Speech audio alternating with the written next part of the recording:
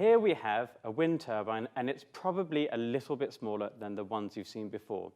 But the wonderful thing about this is that it generates electricity without producing any carbon dioxide. And to understand a bit more as to how that happens, we're going to look at how we've been generating electricity up to now. So here we have this lovely little machine, and it's called a Hero engine. Now, it's a very simple machine. What you can see is it's got this bulb in the middle, and it's got these two arms coming off the sides, and in those arms there's a very small hole. And in the middle here, you can just about see this liquid, and that liquid is very simply water. Now, what I'm going to do is heat up this water. Now, the water will then boil, and then it will turn to steam, and then the steam will start to push its way out of the arms.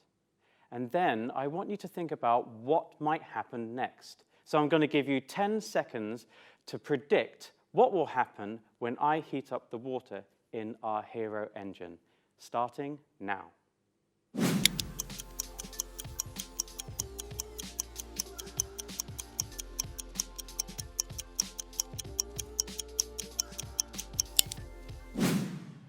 Well, let's see if you were right. So I'm going to apply some heat now. There we go. And what you should see is already bubbles are forming.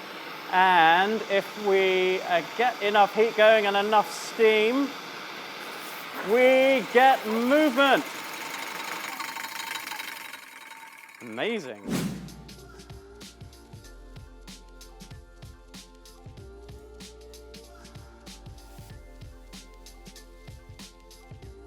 So if you answered that you would see movement or that it would start spinning, then you were correct.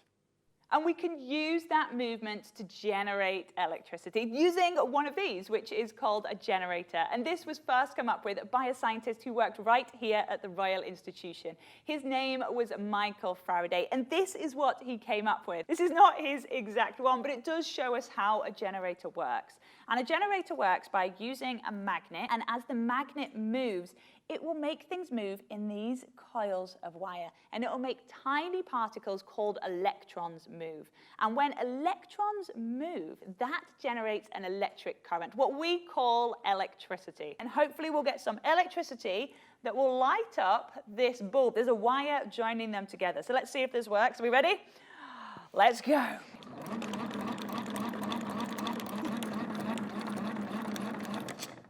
And you can see, we generated electricity. So here I have a smaller version of Fran's generator, and basically all of that is just sat inside this part here. And what I'm going to do is spin the blades, and to do that, I'm going to use our Hero engine again. Now, I have blocked up one of the arms here, so that when I boil the water inside and it turns to steam, I only want it coming out of this side. And I'm going to now make sure that the Hero engine doesn't turn. So I'm just going to put on my protective things here and make sure this is switched on.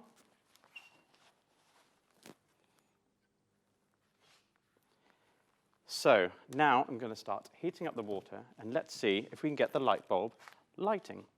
Okay, so I'll stand back for this. And already we have started boiling. Now what we really want to see is steam coming out of the bottom. Oh, we've got a bit. Okay, there's a little bit happening. And how are we doing? So what we have here is a mini version of a real power station. So what we've been doing there is heating this. And what we've been doing in our power stations is been using fuels like coal. And as we know, coal has the side effect of producing carbon dioxide. So there are good things and there are bad things. It's the great thing that we can generate electricity by using movement. But the bad thing is that we've been using coals, which also produce lots of carbon dioxide. Why do we need to use things like coal? I can use this generator and light up our light bulb just by using air. And this is why the turbine is so wonderful. This uses the wind's energy to generate electricity. It's clean energy. It doesn't produce carbon dioxide. There are many ways that we can generate movement to generate electricity that don't need to use up fuels, that don't need to burn resources. And that's why they're called renewable sources of energy.